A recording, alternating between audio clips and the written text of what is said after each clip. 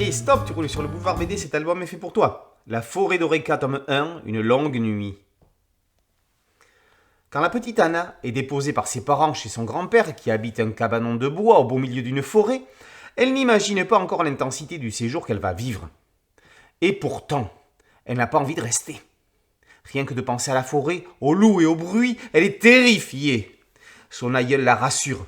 Elle n'a pas à s'inquiéter de tout cela. Elle doit juste se tenir à l'écart si elle voit un corbeau. Ses craintes ne vont pas l'empêcher d'aller se promener toute seule dans les bois. C'est là qu'elle va faire de premières rencontres bizarroïdes.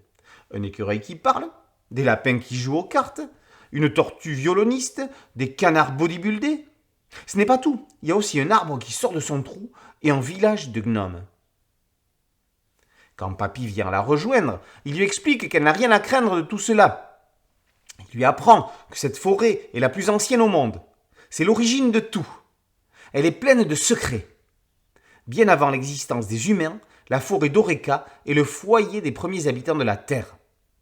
L'esprit de la forêt, le vent, l'eau, ainsi que les dames du jour et de la nuit vivent tous ici. La forêt est divisée en deux parties, celle appartenant à la dame du jour, et dans laquelle vit le grand-père, puis l'autre, plongée éternellement dans la nuit obscure. Cet été, Anna ne verra donc pas la nuit, sauf si elle s'aventure de l'autre côté. Lewis Carroll peut aller se rhabiller. Paco Sordo et sa forêt déjantée débarquent. L'univers est complètement fou, avec des personnages plus truculents les uns que les autres. Le pompon revient à Infinity Cochon, le porc qui va accompagner nos héros. C'est bien pratique, on peut en découper des bouts pour en manger, ça repousse. Et même pas mal, ça le chatouille. Tout va dérailler lorsque Papy va retrouver sa maison dévastée par un arbre qui a poussé en dessous. Pour les animaux, c'est un coup de l'esprit de la forêt, pas ravi du tout qu'une petite citadine soit là. Le trait universel de Sordo parle aux enfants. Il a lu Roald Dahl et Eric Kastner pour les amener dans ce monde barré. La maquette de la couverture est aussi belle que l'histoire est folle. Quand la bande dessinée pour enfants donne l'impression de raconter n'importe quoi, mais que c'est au final si finement construit, que demander de plus ?